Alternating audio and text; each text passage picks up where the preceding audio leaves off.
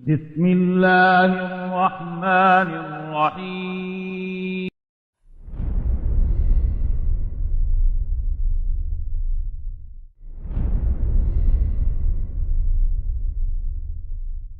Many people, they skip their suhoor.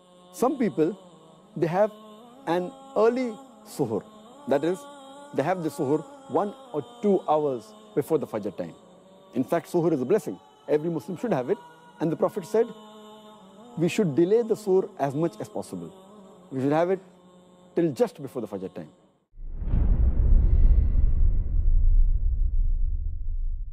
When Ramadan comes along, some people act as if a food festival has come to town. We have this type of food and that type and this appetizer and that.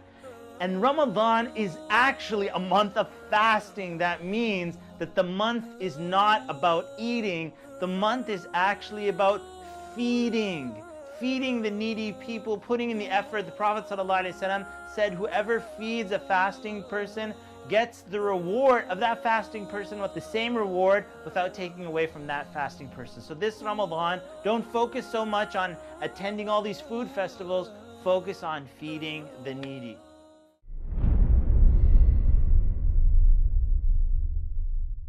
The third mistake committed by Muslims in this category is that they delay opening their fast.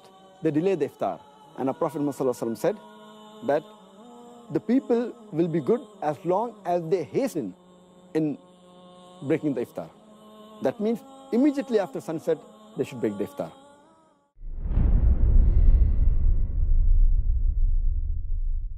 Iftar parties are actually a very, very good thing as long as some conditions are met. It's very good because, alhamdulillah, in the month of Ramadan, you feed someone and subhanAllah, you get the reward of every single person that you have fed. And so I always say, iftar parties are actually good as long as the other acts of worship, or for example, our Taraweeh prayer, or Maghrib prayer, or Isha prayer, they're not suffering because of the iftar party. Or, subhanAllah, one of the problems with iftar parties is sometimes we'll commit sins during this iftar party. This subhanAllah goes against the whole spirit of the month of Ramadan, where we're supposed to cut out all sins. Obviously, we cut out all sins in the whole year, but especially where we work extra hard in the month of Ramadan. So make sure that, have the iftar party. Alhamdulillah, make the intention that you're feeding your brothers and sisters. Make the intention that you are bringing people together. Make the intention that you are encouraging one another to do goodness. And all that are great reasons to have iftar parties.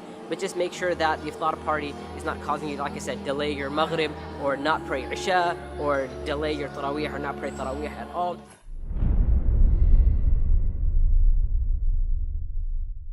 One important thing that I've been witnessing lately is that people are unable to manage their anger. Now it's like they have a short temper or something, or it's because they can't have their cigarette or their coffee, so they just release their anger and become very furious at you and make you feel like it's the end of the world. Allahu Akbar. Now how can we solve this issue? We can solve this issue by knowing that when you do not control your anger in Ramadan, what happens? You are wounding your fast up. I'm not saying that it's not accepted. It may be accepted, but you're wounding it up. Just like when you bring a man and you start smacking him around until he has bruises all over his face and you see the blood everywhere and all that. Same thing with fasting. When you fast and you start getting angry at everybody, you are wounding your fasting up. Here in this case we say, hold up, stop it, calm down, relax. Say, A'udhu billahi minash shaitanir rajeem. Say, I seek refuge with Allah from the devil, the shaitan.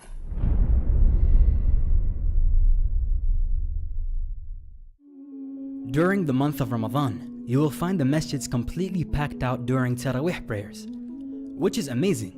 But then, during the 5 daily prayers, you will notice the masjids are nowhere near as packed. Unfortunately, many people have mixed up their priorities. The fard, obligatory 5 daily prayers, have been put below the sunnah Taraweeh prayers.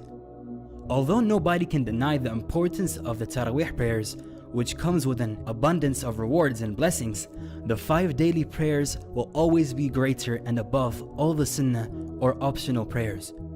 So please, do not neglect your obligations this month.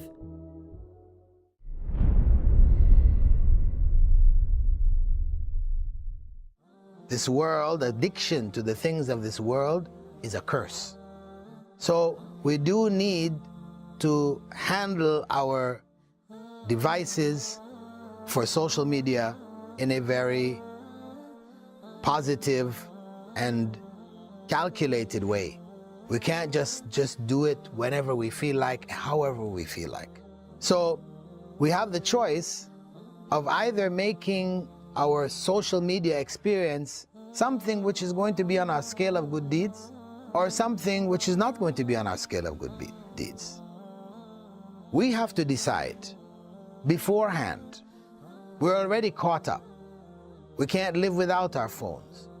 At least when we're going on the phones, we should be conscious of the impact which this phone has on ourselves as well as on others.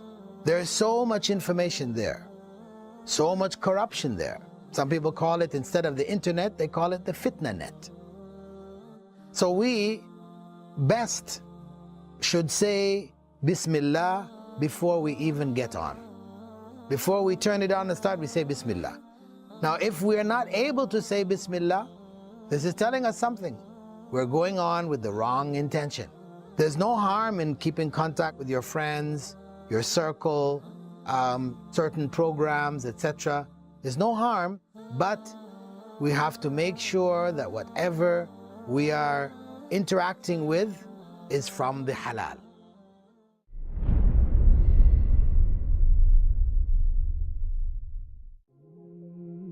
During Ramadan, many Muslims try to finish the Quran as fast as possible. Some people finish reciting it 2, 3, or even 5 times. Subhanallah, as though it's a speeding competition. It is recited without any understanding or contemplation. Although there is always benefit in reciting the verses of the Quran, there is a greater benefit in reciting with understanding, because the purpose of the Quran is to guide mankind. And how can we be guided if we don't take time to understand the verses? So make this the month you truly connect with the Quran.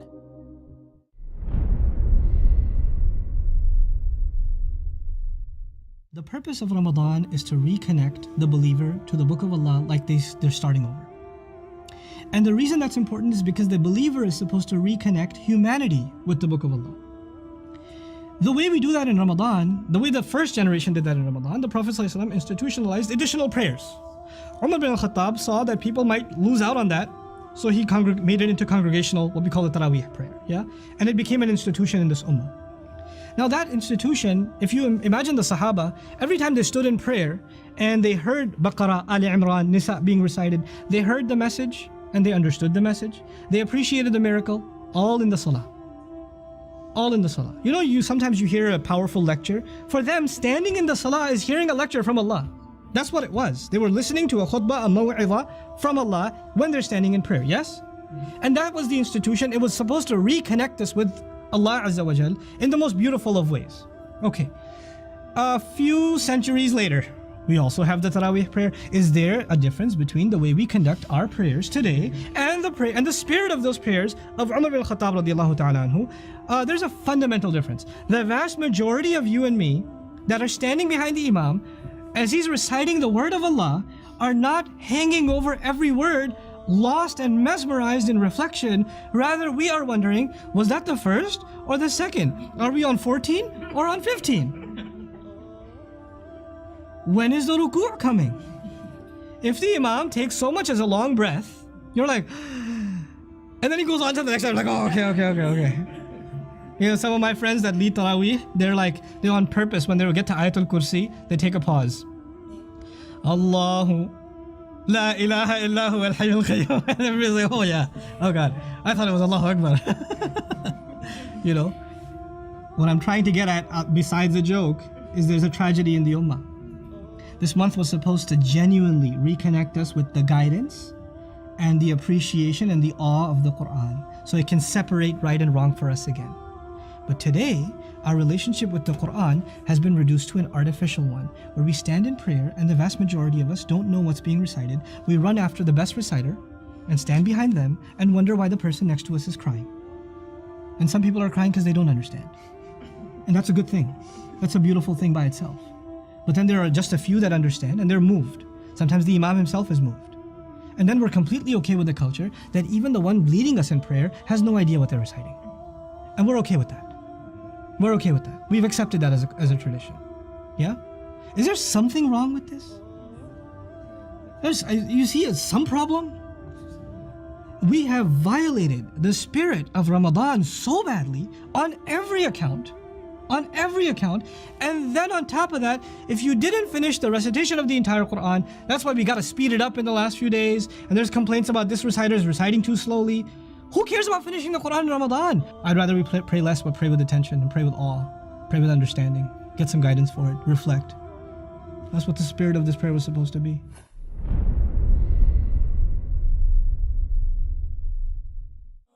Many of the Muslims, they stay awake the full night and then they sleep in the day. And they do the normal activity at the night time and sleep in the daytime. They're converting day into night and night into day, and the whole purpose of fasting is defeated.